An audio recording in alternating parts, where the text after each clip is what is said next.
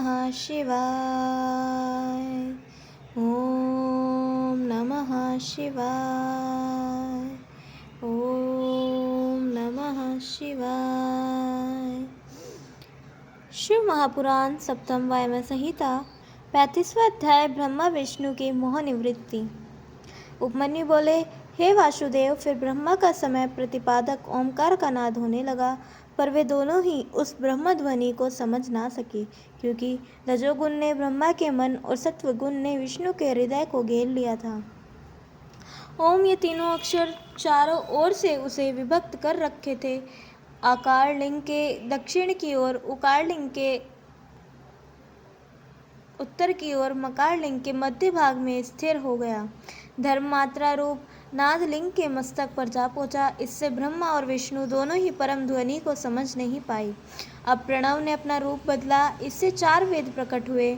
ओमकार से ऋग्वेद, उकार से यजुर्वेद, मकार से सामवेद और नाद से अथर्ववेद प्रकट हुए। यह ओम शब्द समस्त अर्थ का वाचक है। शिव और प्रणव में कोई भेद नहीं है, दोनों एक ही हैं। संसार के निर्माण कर्ता ब्रह्मा, रक्षक विष्णु और नाश करने वाले रुद्र हैं। इनमें रुद्र ही दोनों को अपने नियंत्रण में रखते हैं, अतः शिव ही सब कारणों के परम कारक हैं। तुम दोनों ही इस रहस्य को जानते नहीं हो। मैं तुम दोनों को समझाने के लिए तुम्हारे बीच में ही शिवलिंग बनाकर उपस्थित हुआ हूँ। सुनते ही ब्रह्मा और विष्णु का मोह दूर हटा और वे बोले, माया जनित अभियान के कारण हम अपने को भूल गए थे। हम अपने गए अपराध को भी न जान पाए। वस्तुतः आप ही हमारे न्यायाधीश और निर्णायक हैं। दोनों की इस प्रकार की स्तुति सुनते ही शिव प्रसन्न हुए और बोले, देखो, तुम दोनों ही मेरी माया से प्रभावित हो गए, अतः अभिमानवश तुम दोनों ने ही अपने को ईश्वर समझने लगे। इस अज्ञान से तुम्हारी रचना छिन्न भिन्न हो गई।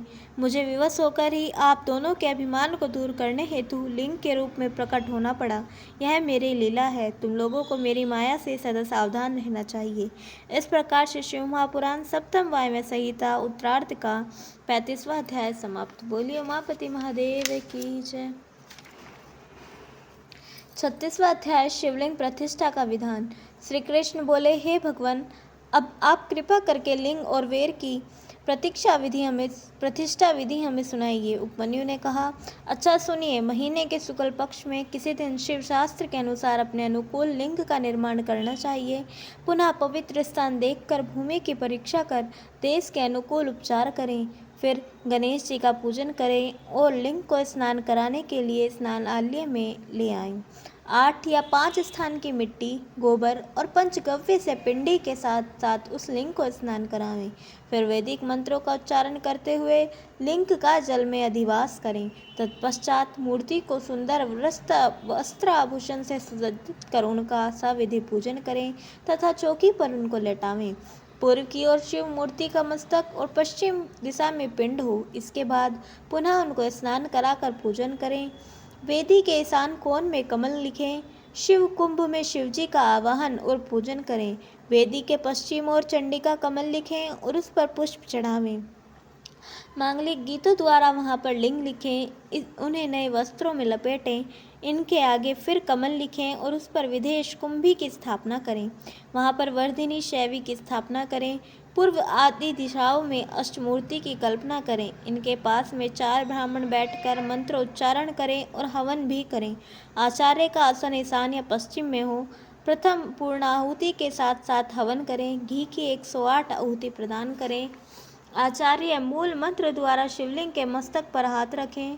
गुरु शिष्य मिलकर 7 द्रव्यों को हवन सामग्री में मिश्रित कर 100 अथवा 50 आहुति अग्निकुंड में डालें।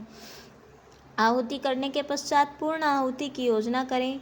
शिव कलश के जल में शिव मंत्र पढ़कर अंगूठे और अनामिका द्वारा मृतिका लेकर मंत्र का जप करें। आचार्य लिंग के माध्यम में विधा शक्ति का न्यास करें। शिव घट के जल से लिंग मूर्ति का अभिषेक करें।